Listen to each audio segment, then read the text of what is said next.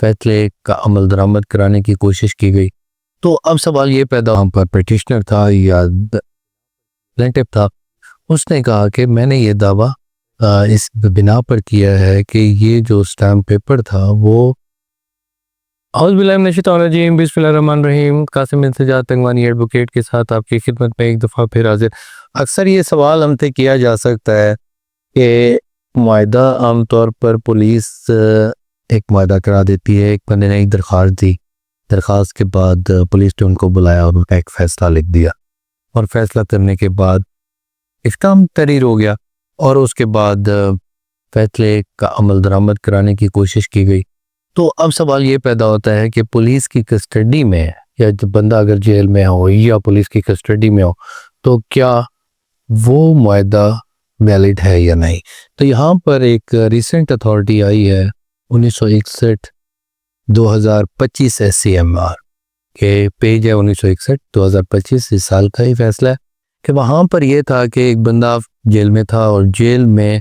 اس کا فیصلہ جو ہے نا، اس کو کسٹڈی کے دوران وہ فیصلہ لکھا گیا، ثابت تھا کہ اس دنوں وہ گرفتار تھا،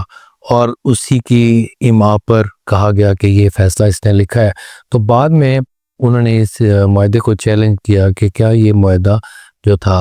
due to pressure, due to coercion, due to pressure upon the complainant, اور جو وہاں پر پٹیشنر تھا یا پلینٹف تھا، اس نے کہا کہ میں نے یہ دعویٰ اس بنا پر کیا ہے کہ یہ جو اسٹیمپ پیپر تھا وہ پریشر کی وجہ سے اور ایک خاص قسم کے حالات کی وجہ سے، جب میری فری ول نہیں تھی تو میں نے یہ لکھا ضرور تھا لیکن میری کنسنٹ اس میں شامل نہیں تھی۔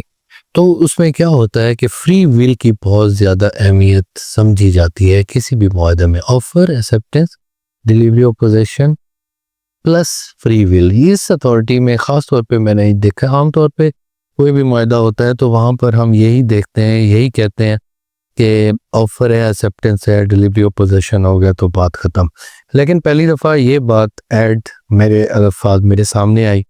کہ اس میں یہ کہا گیا کہ فری ول کو بھی ثابت کیا جانا بہت ضروری ہے۔ ویسے تو بہت ضروری ہے کہ باحواس سے خمسہ اور اپنی آزادی کے ساتھ یہ معاہدے میں لکھا جاتا ہے، اس کو ثابت کیا جانا تھرو کوجنٹ ایویڈنس، اورل اور ڈاکومنٹری کے ذریعے اس کو پیش کرنا بہت ضروری ہے۔ تو یہاں پر یہ بات سامنے آتی ہے کہ کسی بھی معاہدے کو اگر آپ چیلنج کرتے ہیں تو یہ انگریڈینٹ آپ نے ضرور سامنے رکھنے ہیں۔ اور اگر پولیس یہ کام کرتی ہے، پولیس کا کام یہ نہیں ہے کہ وہ فیصلے کرتی پھرے اور اس کو سٹیمپ پیپر لکھ کر دیتے رہے۔ انہوں نے کوگنیزنس اور نان کوگنیزنس کا فیصلہ کرنا ہے کہ قابل دست اندازی ہے یا ناقابل دست اندازی ہے۔ اگر پارٹی فیصلہ کر کے آ گئی ہے اور پھر اس کی وہ شک رپٹ کر سکتے ہیں کہ اب ان کا معاملہ ان کا حل ہو چکا ہے، لیکن وہ بھی جو قابل راضی نامہ ہے، ناقابل راضی نامہ کی وہ رپٹ تو نہیں لکھ سکتے۔ کیسے لکھیں گے جب ان کو اجازت ہی نہیں ہے؟ اس کا مطلب ہے وہ جرم کے برابر کے شریک ہو گئے ہیں کہ قابل دست اندازی پولیس بھی ہے اور اس کے علاوہ وہ کمپاؤنٹیبل بھی نہیں ہے، اس کا راضی نامہ بھی نہیں ہو سکتا، اور انہوں نے راضی نامے کی رپٹ لکھ دی ہے، لیکن وہ راضی نامے کی رپٹ نہیں کرتے، نہ ہی اس کا کوئی ریکارڈ پولیس کے پاس ہوتا ہے۔ وہ اسٹیمپ پیپر لے کر تھوڑی موٹی جو رشوت وغیرہ ہوتی ہے وہ لے لی یا نہ لی، رشوت نہ بھی لیں، معاملہ فہمی بھی کی جاتی ہے، لیکن وہ اسٹیمپ پیپر آپ کے لیے کبھی بھی لیگلائز نہیں ہو سکتا جو پولیس کی کسٹڈی میں یا پولیس کے پریشر کی وجہ سے یا جیل میں ہونے کی وجہ سے کیا جائے۔ تھینک یو ویری مچ۔ اگر آپ کو یہ ویڈیو پسند آئے تو اس کو لائک، شیئر اور سبسکرائب کیجیے گا، اور مزید کوئی کوشچن ہو تو وہ بھی ان باکس ضرور کیجیے گا۔ Thank you very much. اللہ حافظ۔